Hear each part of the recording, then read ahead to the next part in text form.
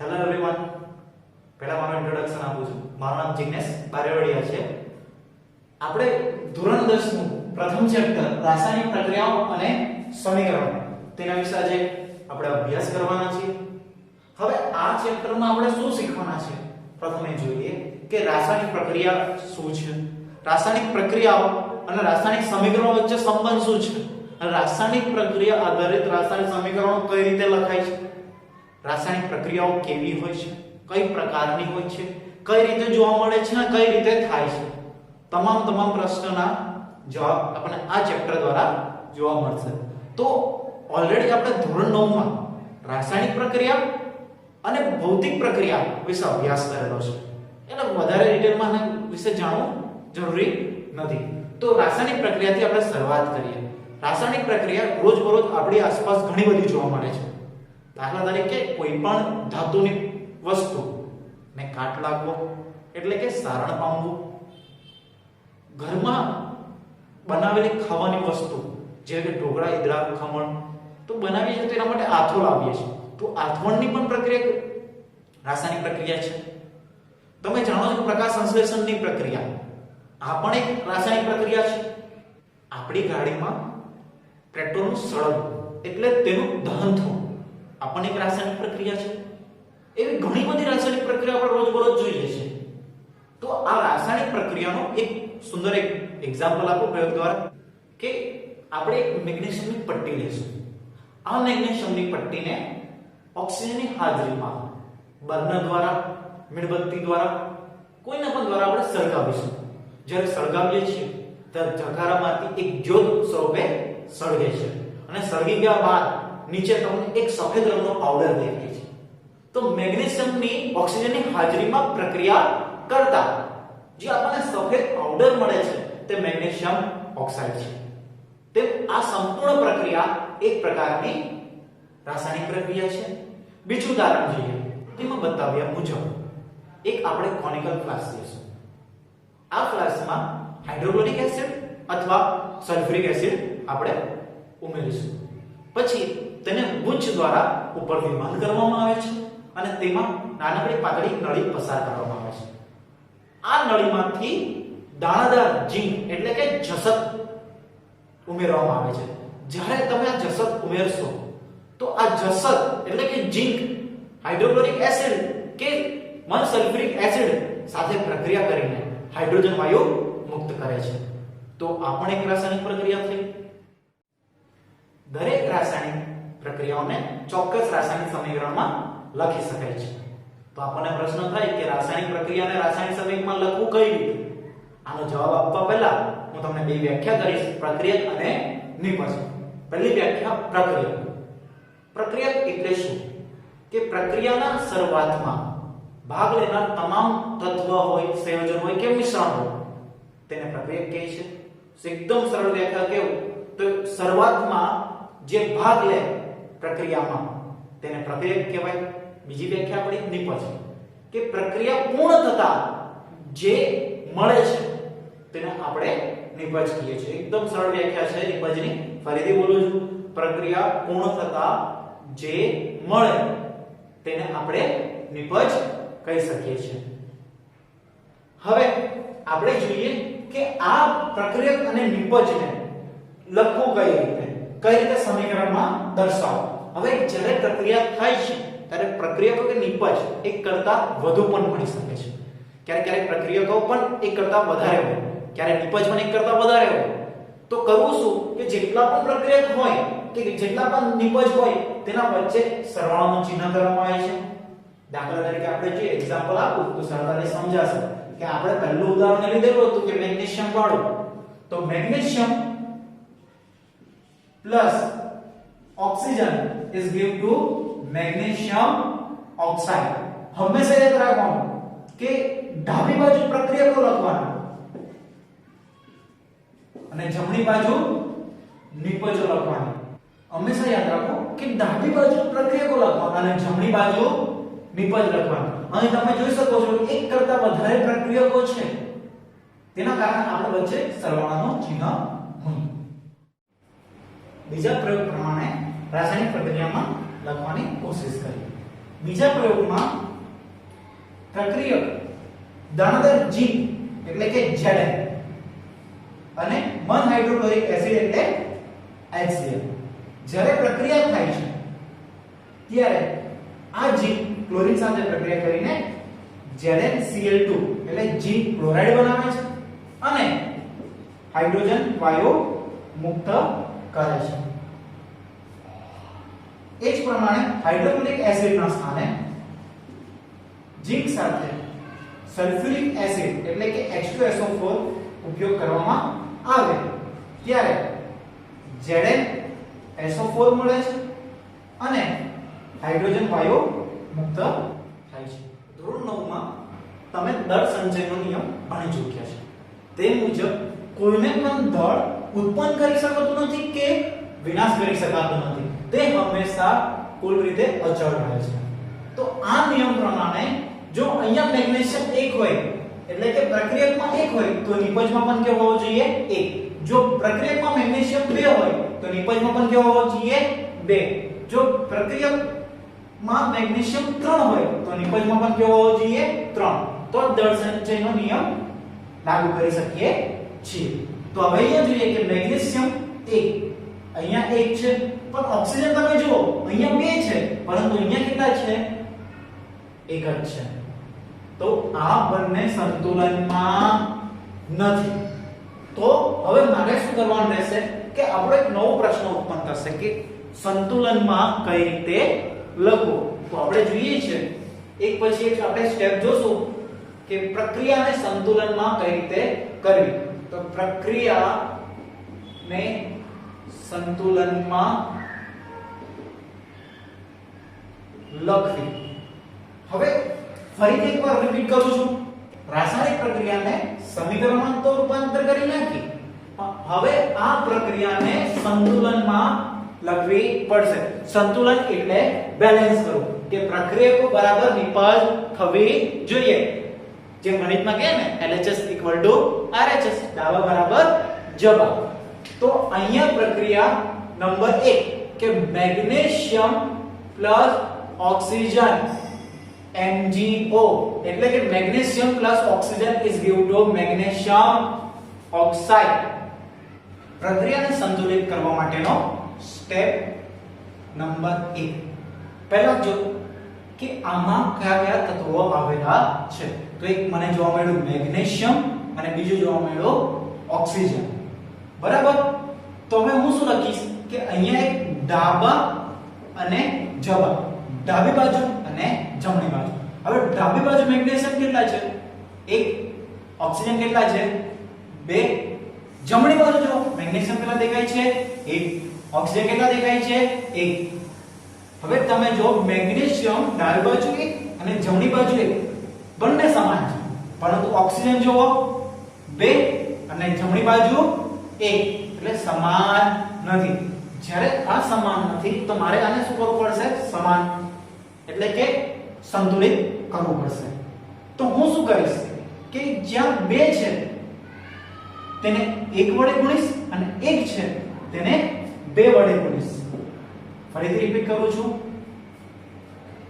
કે જ્યાં અહીંયા ફરીથી રિપીટ કરું છું કે ડાબી બાજુ ઓક્સિજન 2 છે જ્યારે જમણી બાજુ 1 છે.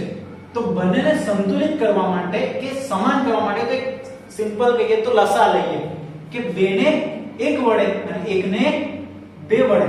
હવે જ્યાં 2 ને 1 વડે ગુણ્યું એટલે કઈ બાજુ ગુણ્યું છે ડાબી બાજુ. તો અહીંયા 1 લખવાની જરૂર નથી. પણ જમણી બાજુ આપણે કેટલા વડે ગુણીએ છીએ 2 વડે. તો 2 વડે ગુણો તો આખાને આગળ 2 વડે ગુણી દઉં છું. ઓકે. હવે સ્ટેપ 2 ફરીથી લખો મેગ્નેશિયમ ઓક્સિજન. હવે સ્ટેપ 2 પ્રમાણે ફરીથી ગણતરી કરો.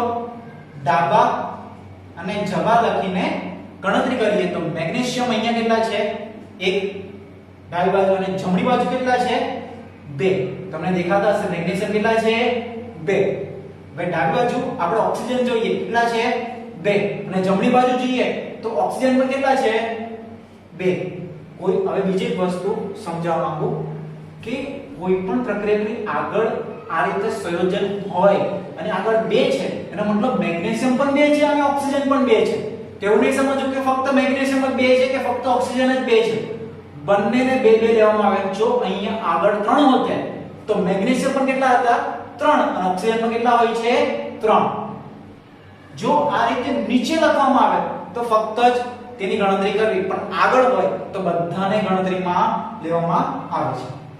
હવે જો કે ડાબી બાજુ જમણી બાજુ મેગ્નેશિયમ, ડાબી બાજુ 1 અને જમણી બાજુ 2 બંને સમાન નથી. ઓક્સિજન જો 2 સમાન છે. તો આગળની પ્રક્રિયા મુજબ બંનેને બેલેન્સ કરવા માટે આપણે શું લેશું? લસા લેશું. તો 1 ને 2 વડે અને 2 ને 1 વડે ગુણવામાં આવશે. હવે ડાબી બાજુ આપણે કેટલા વડે ગુણવાનું છે? મેગ્નેશિયમને 2 વડે ગુણી નાખ્યું. અને જમણી બાજુ કેટલા વડે ગુણવાનું છે? 1. તો મેં તમને કીધું 1 લખવાની જરૂર નથી. સ્ટેપ 2 પછી આપણે સ્ટેપ 3 લખું છું.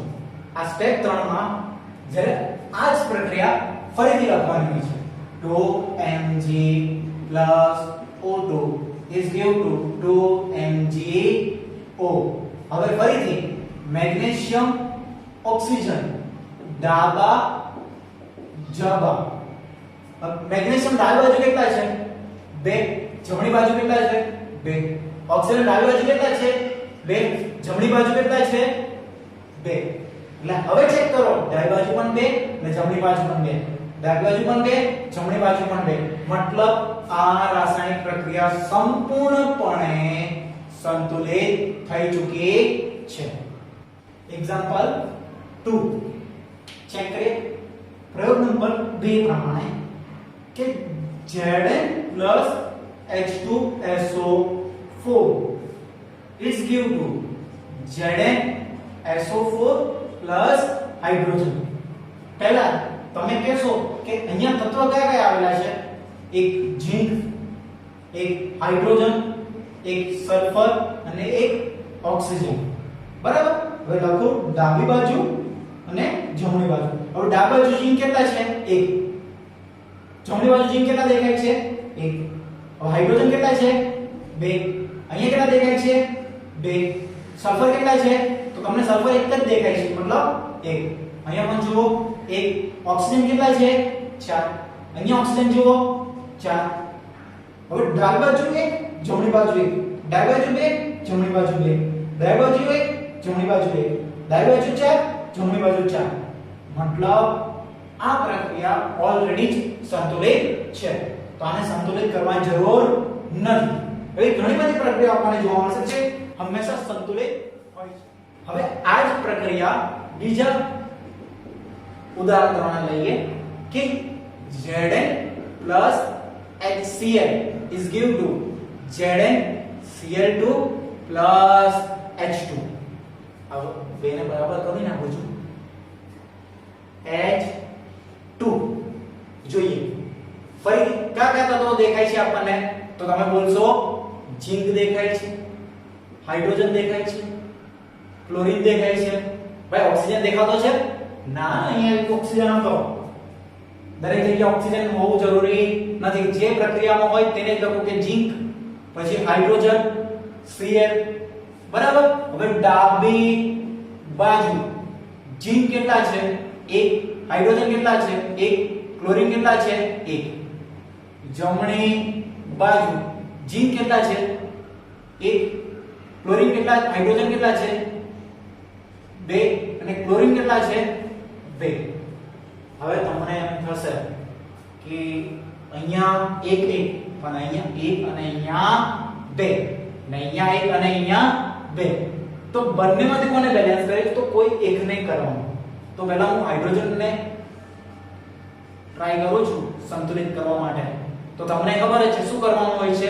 1 ને 2 વડે, 2 ને 1 વડે ગુણીશ. તો હવે ડાબી બાજુ જે હાઇડ્રોજન છે તેને 2 વડે ગુણી નાખ્યું. અને જ્યાં જમણી બાજુ હાઇડ્રોજન છે તેને 1 વડે. તો 1 લખવાની જરૂર નથી. ફરી રિપીટ કરું છું. હાઇડ્રોજન ડાબી બાજુ ક્યાં દેખાય છે? અહીંયા દેખાય છે. તેની આગળ શું લખી દેવાનો? 2.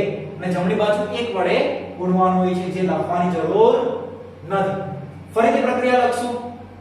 Zn+2HCl is give to ZnCl2 plus H2.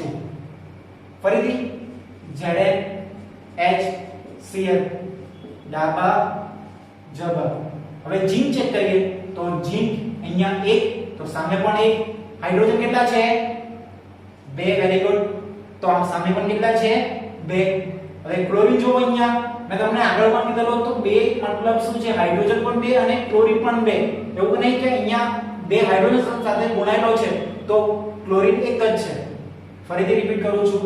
આગળ જો 2 ગુણેલા હોય તેનો મતલબ કે હાઇડ્રોજન પણ 2 છે અને ક્લોરીન પણ 2 છે. તો ક્લોરીન પણ કેટલા થયા? 2. અને અહીંયા ચેક કરીએ તો ક્લોરીન 2 થયા. 1 1 2 2 2 2 સંતુલિત થઈ ગયું છે. પાઠ્યપુસ્તકનું એક્ઝામ્પલ લેશું.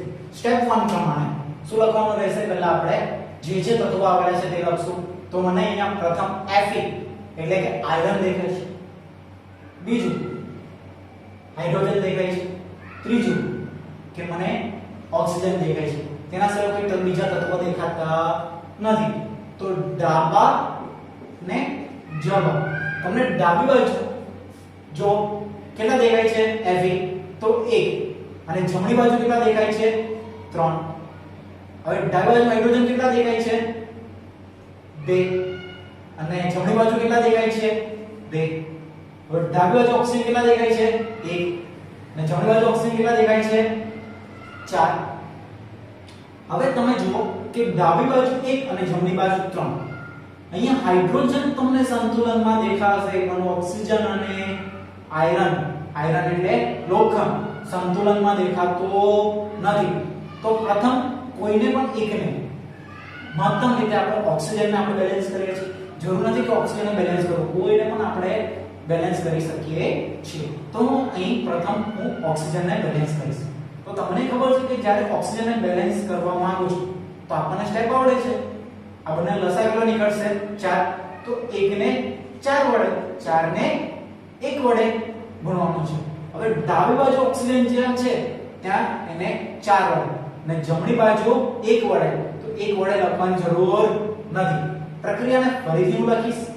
Fe+4H2O is give to Fe3O4 plus H2. ફરીથી FeHO ડાબા જબા. હવે જો ચેક કરો કેટલા છે? 1. અહીંયા કેટલા છે? 3. હવે હાઇડ્રોજન ચેક કરો કેટલા છે? 8. કેમ? તો 8 કઈ રીતે થયા? તો અહીંયા હાઇડ્રોજન 2 છે તો 2 ગુણ્યા 4 કેટલા થાય? 8. ફરીથી રિપીટ કરું છું. અહીંયા હાઇડ્રોજન તમને કેટલા દેખાય છે? 2 અને આગળ હોય તો ગુણવું પડે. તો 4 2 8 અને અહીંયા હાઇડ્રોજન કેટલા છે? 2. ઓક્સિજન ચેક કરો કેટલા છે? 4. અહીંયા કેટલા છે? 4. હવે ઓક્સિજન તો આપણું બેલેન્સમાં છે પણ હાઇડ્રોજન બેલેન્સમાં નથી. અહીંયા કેટલા છે? 8 અને અહીંયા કેટલા છે? 2. તો હું શું કરીશ કે 2 ને 4 વડે ગુણીશ અને 8 ને 1 વડે ગુણીશ તો 8 8 બેલેન્સ થઈ જશે. ફરીથી રિપીટ કરું છું કે હું શું કરીશ તો બંને સરખું થશે. તો તમને ખબર છે કે આનો લસાઅ 8 નીકળે. તો 2 ને 4 વડે અને 8 ને 1 વડે ગુણી. હવે 8 ને 1 વડે ગુણવાની જરૂર નથી. જે હાઇડ્રોજનને ગુણવાની જરૂર નથી. પરંતુ જમણી બાજુ જે હાઇડ્રોજન છે ત્યાં મારે 4 લખવાનું. હવે સ્ટેપ 3 ફરી પ્રક્રિયા લખશું. સ્ટેપ 3 પ્રમાણે Fe plus 4H2O it's give to Fe3O4 plus 4H2. ફરીથી FeHO ડાબા જબા. ડાબી બાજુ કેટલા છે? તો અહીંયા 1 અને જમણી બાજુ કેટલા છે? 3. ડાબી બાજુ હાઇડ્રોજન કેટલા છે? 4 2 8 વેરી ગુડ. અને અહીંયા કેટલા છે જો 4 2 8. જમણી બાજુ કેટલા થયા 8.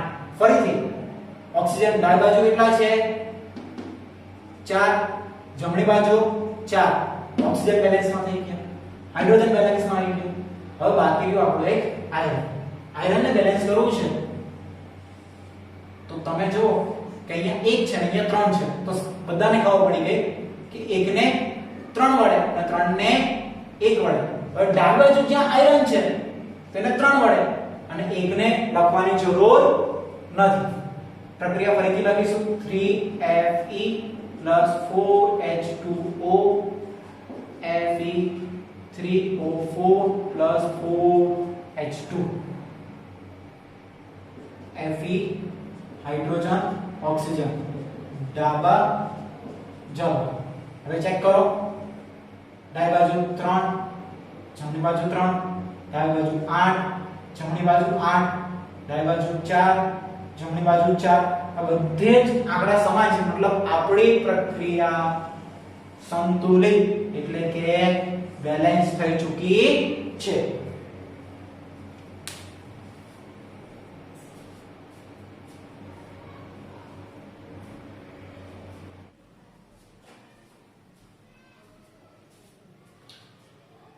અહીં કુલ આપણે 4 એક્ઝામ્પલ જોયા સંતુલનના, પરંતુ આ સંતુલન અહીં પૂર્ણ થતું નથી.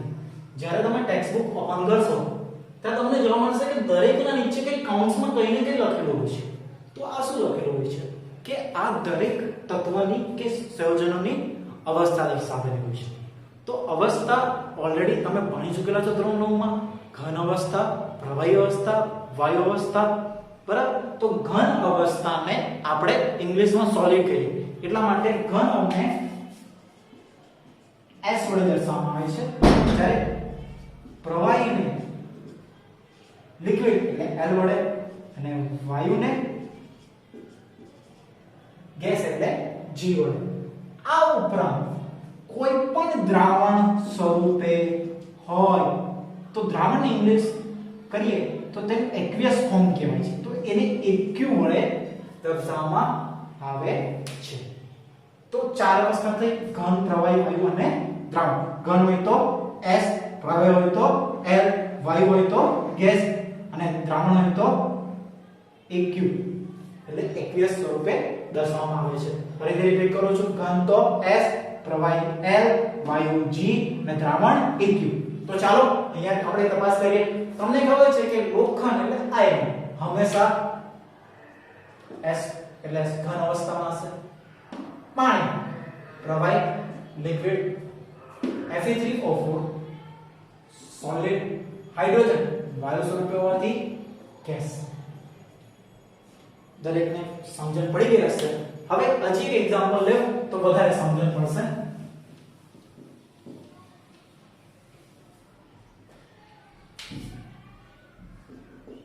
Carbon plus oxygen is given to carbon dioxide.